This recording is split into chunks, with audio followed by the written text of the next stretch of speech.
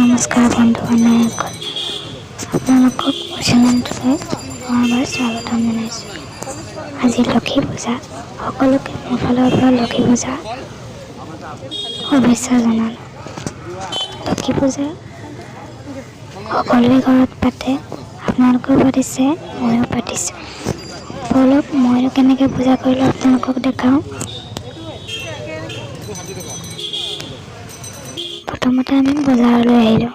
বজাৰত দেখিছে লক্ষী মা, ইমান ধুনীয়া মূৰ্তি, বহুত ফল ফলহা ওলাইছে।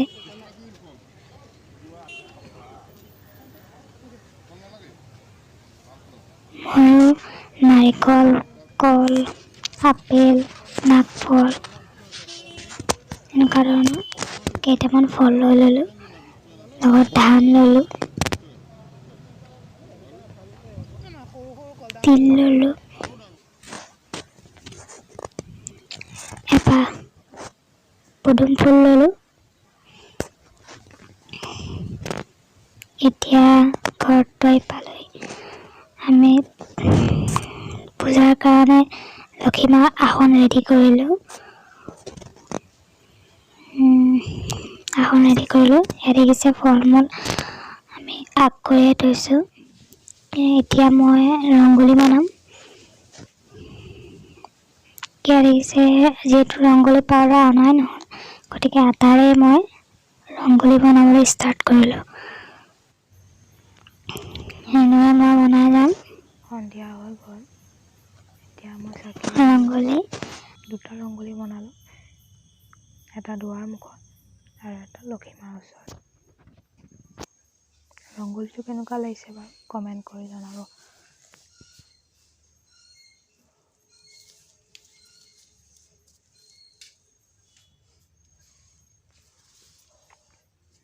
এয়া আমি লক্ষী মাৰ ওচৰত ঘট স্থাপন কৰা হৈ গ'ল। পদুম ফুল ঘটত পানী লৈ এনেকৈ লক্ষী মাৰ ফটোৰ ওচৰত থ'লোঁ। কাষতে থ'লোঁ ধানৰ ধূপ, চাকি জ্বলালোঁ আৰু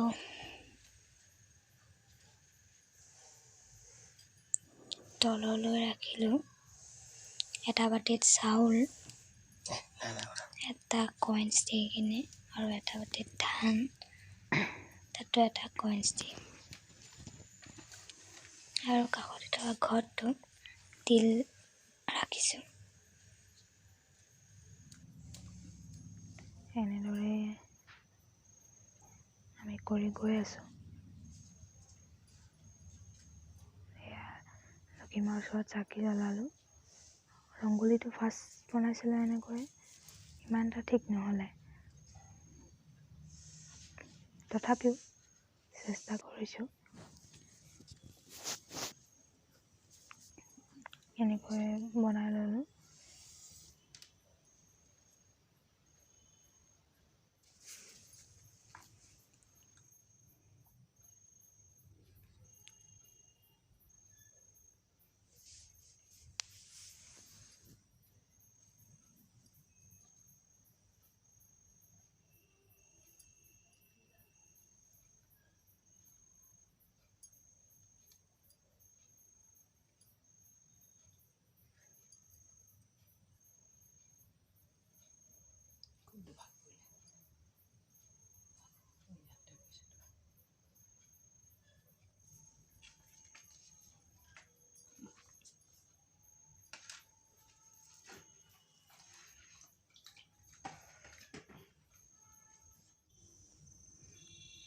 এনেদৰে আমি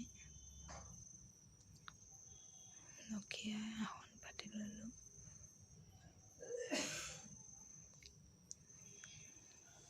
ঘট স্থাপন কৰি শৰাই আগবঢ়ালোঁ। ভিডিঅ'টো চাই কেনে লাগিল কমেণ্ট কৰি জনাব। যদি কিবা ভুল হৈছে কমেণ্ট বক্সত কমেণ্ট কৰি জনাব।